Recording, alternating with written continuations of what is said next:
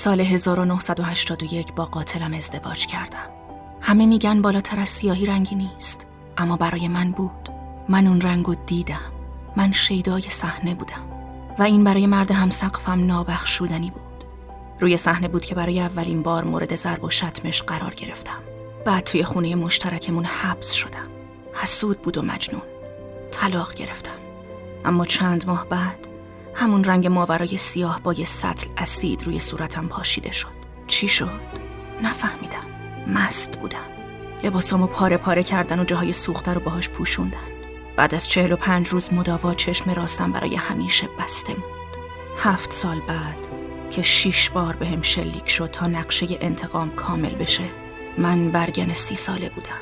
من تا همیشه برگن 30 ساله میمونم و قاتلم بدون اسم من هیچ هویت و نشونی از خودش نخواهد داشت.